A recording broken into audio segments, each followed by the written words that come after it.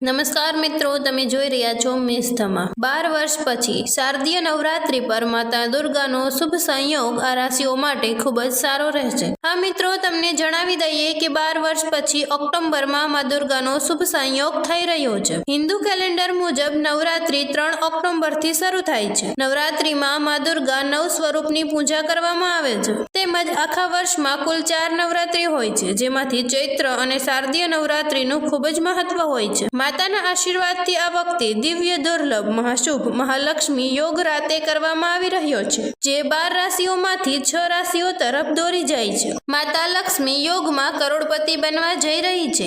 આ 6 રાશિઓ ધનથી સમૃદ્ધ થવા જઈ રહ્યા છે। સાથીઓ, આ વિડીયોને ભૂલશો નહીં, કારણ કે આ વિડીયો 6 રાશિઓના લોકો માટે ખૂબ જ મહત્વપૂર્ણ બનવા થઈ રહ્યો છે। તેથી મિત્રો, તમને જણાવી દઈએ કે મિત્રો જે રાશિઓ અમે જણાવીએ એ રાશિવાળા ખાસ કોમેન્ટ બોક્સમાં જય માતાજી લખજો, તેથી તમને અમારી કીધેલી વસ્તુ જલ્દીથી ફળશે। તો મિત્રો, વિડીયોને ચાલુ કરીએ। આ વિડીયોને જોવા કરતા પણ વધારે સાંભળવામાં ધ્યાન આપજો। પહેલા નંબર પર છે કન્યા રાશિ। કન્યા રાશિવાળા તમને જણાવીએ કે તમારા પર પરમ દુર્ગા માતાના આશીર્વાદ આ નવરાત્રી પર આવી રહ્યા છે। તમને જણાવી દઈએ કે આ નવરાત્રી તમારા સ્વાસ્થ્યમાં ઘણા દિવસોથી ચાલી રહી સમસ્યાની માતા દુર્ગાની કૃપાથી અંત આવવાનો છે। તમે તમારી આવકમાં ખૂબ જ સમજદાર બનશો, જેનાથી તમારી આર્થિક સ્થિતિ પણ ઘણો સુધારો થશે। મા દુર્ગાની કૃપાથી તમે દિવસ રાત ચારે તરફ પ્રગતિ કરશો અને એની સાથે તમારું પારિવારિક જીવન પણ ખૂબ સારું રહેશે। કહી શકાય કે આ નવરાત્રી તમારા માટે ખૂબ જ લાભદાયક છે। હવે વાત કરીએ સિંહ રાશિ।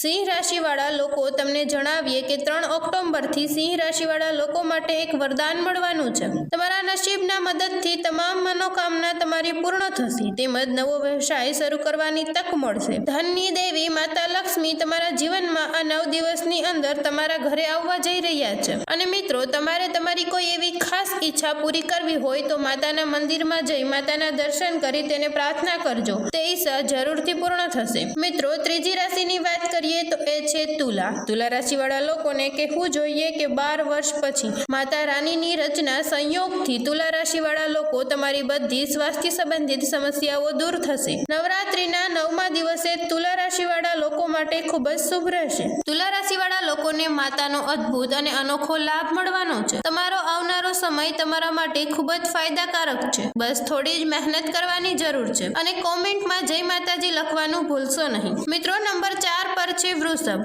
વૃષભ રાશિઓને કહું કે નવરાત્રીમાં બનેલા શુભ યોગથી તમને ઘણો ફાયદો થશે। હા મિત્રો, માં દુર્ગાની કૃપાથી તમારો સમય સારો આવશે। તમારા પરિવારમાં સફળતાના પ્રદાન તરીકે ગણવામાં આવશે। તે જ સમયે માતા દુર્ગાના આશીર્વાદથી તમને ખૂબ જ સારા સમાચાર મળવાની તક પણ દેખાઈ આવે છે। માતાની કૃપાથી તમારી આર્થિક સ્થિતિ પહેલા કરતા વધુ સારી રહેશે। હવે વારો છે મિથુન રાશિવાળા। તમને જણાવીએ કે નવરાત્રીમાં માતા કુષ્ટમાંડાના આશીર્વાદ મળશે તમને। જો તમે આ રાશિની જાત છો તો હવે માતા કુષ્ટમાંડાની કૃપાથી તમારા દરેક સમસ્યાની સમાપ્તિ થવાની છે અને હવે તમને કેટલાક સારા સમાચારો પણ મળશે। આ નવરાત્રીમાં લગ્નનો દિવસ પણ સારો આવી શકે છે, સાથે તમારા પરિવારમાં મતભેદોની સમસ્યા પણ પૂર્ણ થશે। પછી આટલી વાતોમાંથી તમારે પોતે સમજી જવાનું હોય, બધી કોઈ પણ ચોખવટ ના કરી શકે। હવે વારો છે કર્ક રાશિ। કર્ક રાશિના લોકોને જણાવીએ કે નવરાત્રીમાં તમને જગત જનની વિશાળ રૂપ માતા કાત્યાયનીની વિશેષ કૃપા પ્રાપ્ત થવાની છે। તમારી રાશિની બધી ખામીઓ સમાપ્ત થવાની છે। માતા કાત્યાયનીની કૃપા તમને આ નવરાત્રીમાં મોટી સફળતા મળશે। તમારા વ્યવસાયમાં વૃદ્ધિ જોવા મળશે અને તમારી આર્થિક સ્થિતિમાં પણ ખૂબ જ સુધારો આવશે। પરિવાર સાથે સમય પસાર કરવાની તક મળશે।